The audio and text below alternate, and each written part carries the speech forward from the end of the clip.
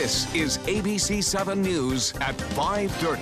Your Suncoast News. We're here for you.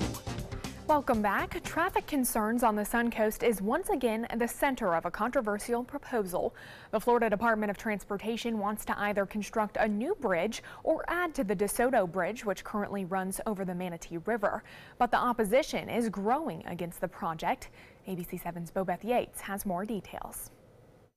Behind me is the ramp to US 301, and the proposal on the table hopes to connect that ramp with a bridge to Palmetto. But now it's causing a lot of concern. It's the most destructive plan I've ever seen. FDOT need to see their way through that plan. Manatee County Commissioner Charles Smith is referring to the Florida Department of Transportation's proposal to replace the DeSoto Bridge with what's being called a flyover. While there are several options on the table, the elevated road that would be constructed above First Street in downtown Sarasota and extend over the Manatee River is causing the biggest concern. First Street is totally a disaster. You're talking about a business killer. You're talking about an economic situation where for generations we will lose businesses. I've had companies to call me and say we're concerned about this flyover. The options on the table would take the bridge over 1st, 9th, 15th, or 27th Street. And officials say all the proposals have drawbacks. For many years, the MPO and local jurisdictions have identified the need for additional north-south capacity over the river. And of the proposals that are being analyzed put either a new bridge or additional capacity in the future, and there are problems with all of them. So far, Hutchinson says they're not in support of any particular option, but says all the plans he's seen aim to reduce congestion. It would not take traffic away from the local streets. It would provide an option for the 33%, one-third of the traffic that is going through Bradenton and through Palmetto, not stopping at local businesses, and it would separate that traffic. But others say the flyover bridge won't just separate traffic, but also the black community. They divide the fiber of the community because you have this big structure now right through the middle of the community. They definitely lower property values, and I don't think anyone would be proud of that. And they also hurt local business development. Bobeth Yates, ABC7, your Suncoast News. Well, a public hearing on that overpass will be held tomorrow, December 12th, at the First Baptist Church in Bradenton. After taking the weekend off, Tom Harmer has switched from Sarasota County Administrator to Longboat Key Town Manager. Harmer will work with outgoing Town Manager Dave Bullock through January 18th, when Bullock will retire. Part of Harmer's new agenda includes consolidating Longboat Key from 2 counties to 1. Sarasota County Commissioners replaced Harmer with Assistant County Administrator Jonathan Lewis, who previously worked for the city of Northport. And the city of Venice already spending more than $2.5 million to remove lime pits from Pine Brook Park, but now it'll have to cough up another $1.3 million. The contractor says there is much more lime than tests originally showed, so the removal will take some extra time. The contractor and the city agreed to keep the additional costs under budget, and the city council will consider the amended contract tomorrow. Work is expected to be complete within the next month. And Venice High School is celebrating a string of athletic victories. Over the weekend, the Venice Indians football team won the state championship in Orlando. The Indians beat their opponent, Bartram Trail High School. Now, this is only the second state title for the school in the program's 17 years. This coming only a few weeks after the girls volleyball team also won the state championship. It's awesome. It's 2 programs, which has not happened here since I've been here.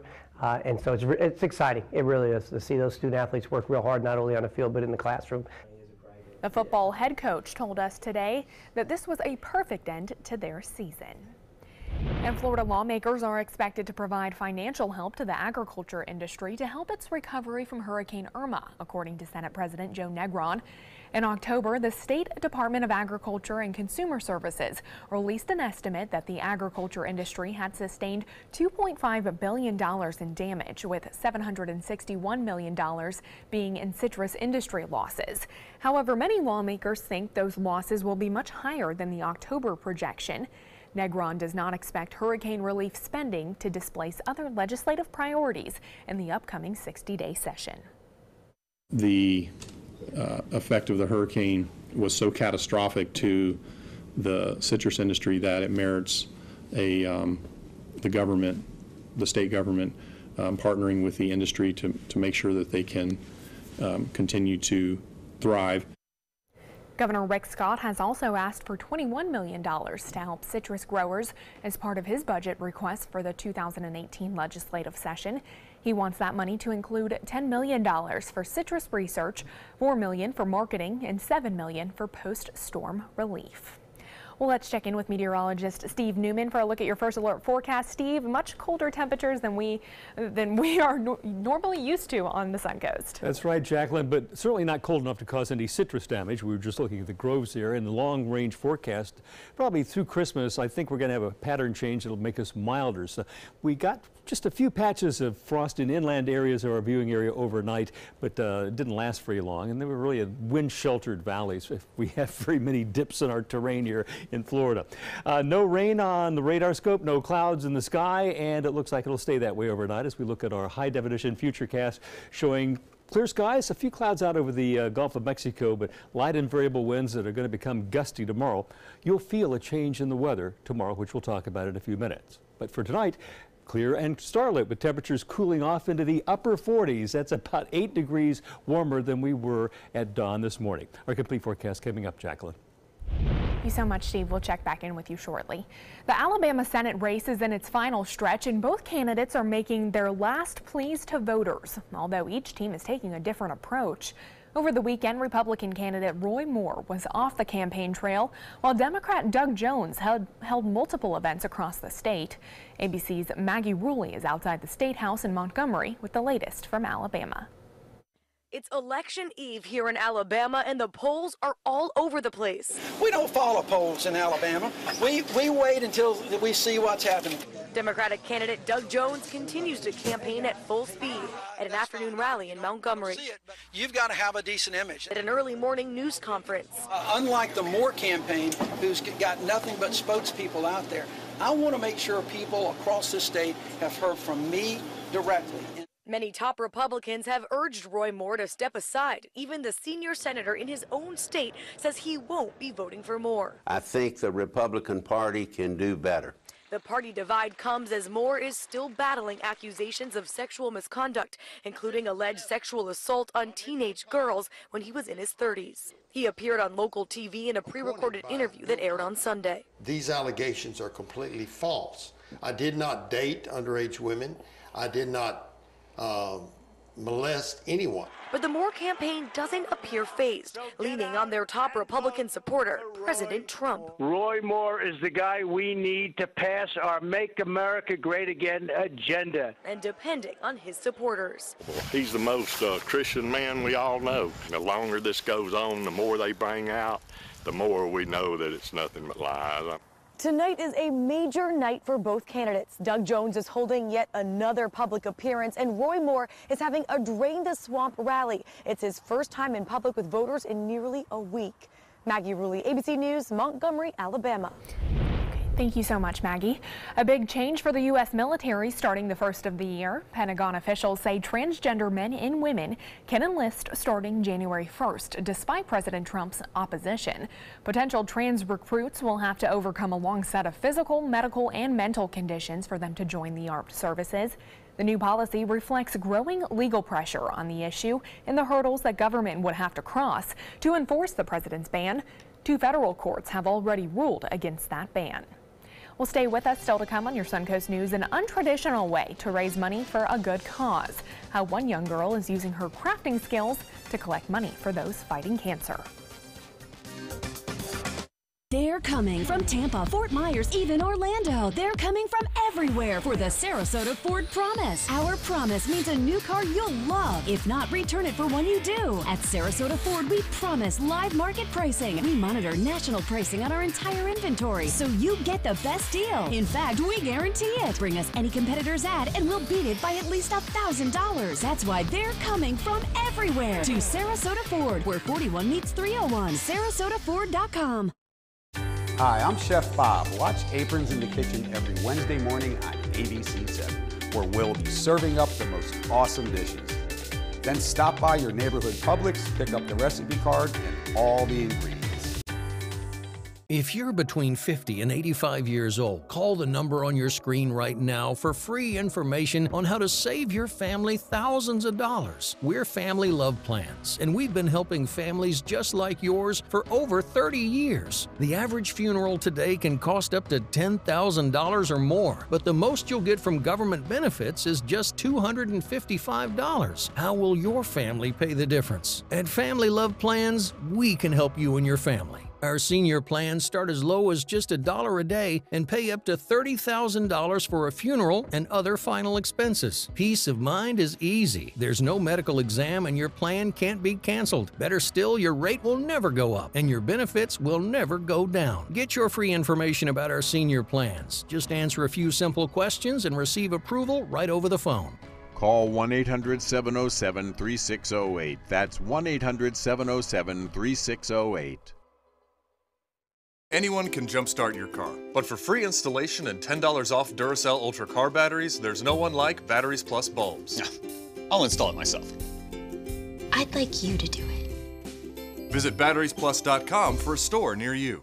Listen to this important message. If you owe money to the IRS, you will want to hear this. Penalties and interest compound daily on your back taxes, putting you under a mountain of debt. Tax 10,000 has years of experience connecting people with tax resolution specialists. Working through the IRS Fresh Start program, they will handle all the necessary forms, and if you qualify, you may end up saving thousands of dollars. Call Tax 10,000 at 800-817-1064. The perfect musical for the holidays is live on the Players Center stage. Packed with the big band sounds from World War II, the 1940s Radio Hour is our boogie woogie bugle boy answer to the holiday blues. Call the Players Center at 365-2494 or visit us at theplayers.org. The Players Wild Broadway series wishes you a Merry Christmas with the 1940s Radio Hour. A 9-year-old girl with a big heart and a creative mind has come up with a plan that she hopes will help fund a cure for cancer. Kate Nadolski has more.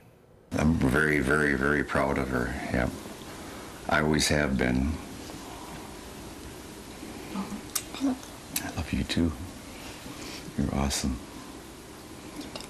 A bond so strong that not even cancer can shake. I have multiple myeloma, which is a blood cancer like lymphoma or leukemia, except for it's considered terminal. Although there is no cure, Craig Finkbeiner of Midland has hope. His family is in his corner, but his 9-year-old granddaughter, Carrie, has her hand in the fight, literally. This 4th-grade entrepreneur setting up shop at her school's craft fair, using her special skills to make duct tape flowers and sell them. All of the money going towards research for Craig's cancer. It's important to me because then they can find cures and the people with cancer could get better. An effort that's making her mother very proud. This was all her idea, though. I mean, she just has a really good heart. And as you can imagine, it means the world to her grandpa. Oh, it means a lot to see her take the initiative and come up with something like this. And it doesn't end with the craft show. Carrie says she wants duct tape for Christmas so she can keep making those flowers and raising money, all in hopes of finding a cure for one of the people she loves most. It would actually mean a lot if I got duct tape because then I could make more, sell more, and then donate more. Do you think Santa's going to bring you some duct tape? I hope so. Duct tape roses, they're beautiful, and I hope she gets a whole lot to make a lot more roses. What a great story. From Van Weselcam, it was a beautiful day over Sarasota Bay. Plenty of sunshine.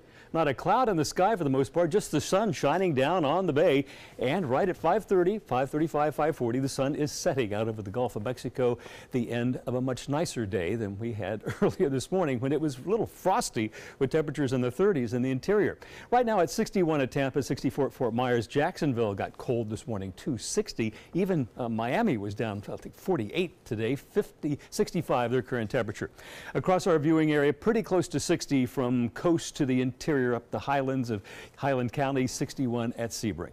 Now, our current conditions at the airport, it is 60 degrees, dew point 43, so it's not going to get all that cool tonight as the dew points I think are going to start coming up with the winds blowing off the Gulf of Mexico, bringing in more moisture. This morning's low 40. I forecasted 39, so I think we'll call that a hit. High today was 64. Now, across our viewing area, we have clear skies, as we've just been talking about, and we're going to continue to be fairly clear overnight, but then clouds will increase as a front approaches from the north tomorrow, as will the winds. You're going to feel a change in the forecast and the weather going day by day or hour by hour tomorrow. They're feeling it in the Great Lakes. This is not lake effect snow. This is an Alberta clipper, a very fast-moving disturbance that came out of the prairies, joining with another disturbance over the Chicago area tonight, and the futurecast showing they're going to get a fairly vigorous snowstorm over upstate New York down the Appalachians. New York and the highly populated cities of the Northeast, Boston included, will be rain, a cold rain. But look at this. There's another system, another storm blowing out of the prairies for Wednesday. For the latter half of the week, taking a more southerly dive. They could get some snow maybe Thursday or Friday in New York City from that one. Well, here's our weather pattern showing that dip in the jet stream. We're going to look at this more closely in a minute. High pressure keeping us dry and mild, at least for today, but we do have a front coming our way.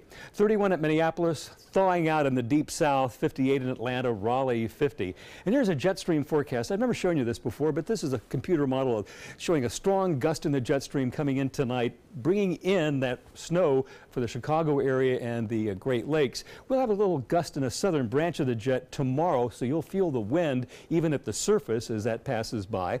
And an even stronger gust on Friday, and this is our wet day. I think we're going to have a good chance of rain over the Sun Coast come Friday before things dry out for the weekend. Here's our future cast for the next 2 days, showing fair to partly cloudy skies. Here comes the front from the north, coming by tomorrow afternoon, bringing in cooler air for Wednesday, dropping us about 10 degrees for high temperatures, but then we start warming back up until that rain gets here Friday. Here's my forecast for tonight. It'll be clear and not as cold. I think most of us can agree that that's a good thing. People have been complaining to me about the cold all day today. 47, the overnight low. We should be 55. Calm winds. And tomorrow, it'll be a fair to partly sunny day and becoming very windy as those winds blow off the Gulf, 10 to 20, gusting to 25. High temperature 72. But then the front comes by, and look at the high for Wednesday. 10 degrees cooler. We start to recover Thursday and Friday until another front comes through and brings us rain, a good chance of it. And then Saturday starts off cool, but we start warming up on Sunday and Monday of next week. And I think that warming trend and mild weather will continue through Christmas. We'll keep our fingers crossed on that one. That's your weather story, Jacqueline. Okay, thank you so much, Steve. Time now to check your first alert traffic for the drive home. There is some backup on US 301 near State Road 70 in Manatee County. There's also some red on the map on State Road 64 between US 41 and I-75. The latest jobs report out on Friday from the Labor Department showed that economy added 228,000 jobs in November, marking the 86th straight month of gains, the longest on record. The global economy is also showing strength, which is helping to encourage more hiring here at home, even among manufacturers, which have been hurt in the past by global competition. The unemployment rate held steady at 4.1%, a 17-year low. As Delta Airlines expands its basic economy flights for overseas travelers, it announced it will begin charging $60 for the first checked bag and $100 for the second on flights to Europe or North Africa. There was no change in fees for more expensive international flights or flights to other regions. For domestic travel, the airline already charges $25 for the first bag and $35 for the second. Well, Toyota will introduce a revamped Avalon full-size car at the Detroit Auto Show in January, despite falling sales of large sedans as buyers are shifting towards SUVs. Toyota says sales in the big car segment have fallen because automakers have not introduced many new models in recent years, but they did not release any details about that car. The new Avalon will arrive in showrooms this spring. Well, stay with us. Entertainment news is coming up next.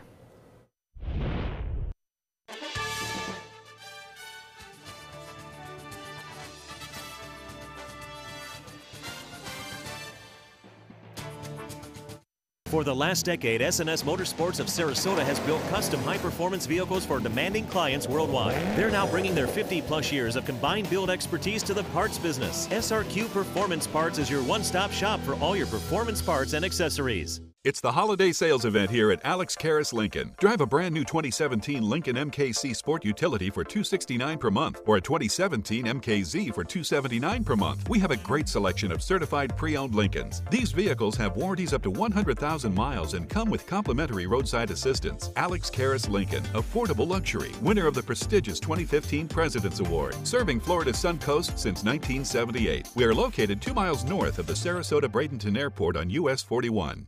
Is your old garage door stuck or broken? Would a new one give you a lift? Let Precision Door Overhead Garage Door Service of Sarasota come to the rescue with prompt and affordable repair service. Replacement doors come with an array of styles and colors, and they are rated to meet and exceed Florida standards. From estimates to installation, your satisfaction is our priority. If you're not 100% satisfied with any product, service, or installation, we will make it right, because Precision Door Service is a name you can trust. This is an important medical announcement. Bard IVC filters have been linked to punctured veins and problems with migration. Anyone who's received a Bard IVC filter must receive medical monitoring and may be entitled to substantial compensation. If you have the Bard Recovery G2 or G2 Express filter, you are in a class of patients who should be compensated for some expenses. Call now for a free assessment of your case and potential money damages. This call is confidential. There's no cost and you may be eligible. Juries have awarded millions of dollars to people who should have been warned about the risks of the Bard IVC filters. Call the IVC Filter Hotline if you or a loved one has received an IVC filter and experienced a vein puncture or required medical monitoring. You must call now. Call 800-329-3089. 800-329-3089.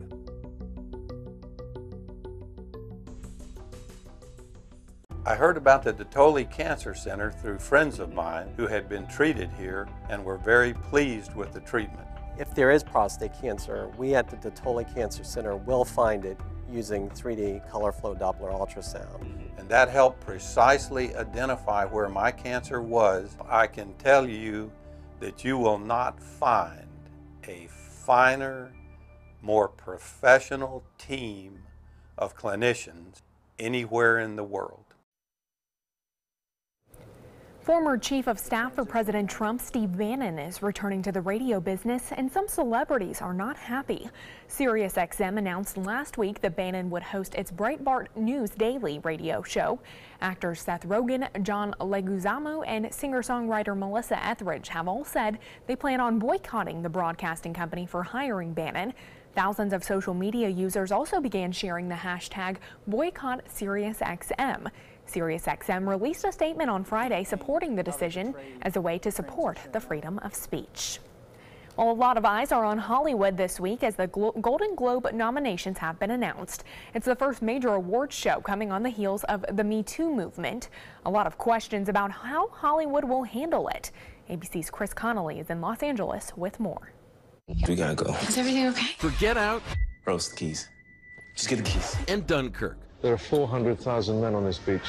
For Meryl Streep and Tom Hanks in Steven Spielberg's The Post. The way they lied, those days have to be over. And Saoirse Ronan in Lady Bird. Lady Bird, is that your given name? Yeah. Your lack of vanity. And my iron will. Your sense of humor. Ho, ho, ho. And for Gary Oldman as Churchill. And Margot Robbie as Tanya Harding. There's no such thing as truth. The news could be good as the Golden Globe nominations are announced later this morning. But as awards season begins, it is anything but show business as usual. The allegations and revelations of sexual misconduct by powerful men in the entertainment world have forced an examination of the culture of Hollywood. To make matters worse, no one was more identified with the politics of awards season than disgraced studio chief Harvey Weinstein. On January 7th, the Golden Globes will be the first major award show to face the challenge of putting on a celebratory kudo cast in the wake of the Me Too revolution, while honoring this year's excellent work. Among others, nominations are expected for the powerful love story at the heart of Call Me By Your Name, the laughter of The Disaster Artist, the bracing rage of a mother's quest for justice in 3 billboards outside Ebbing, Missouri, and just maybe, the glory of Gal Gadot as Wonder Woman. All right, well, stay with us. We'll have more news and weather when we come back.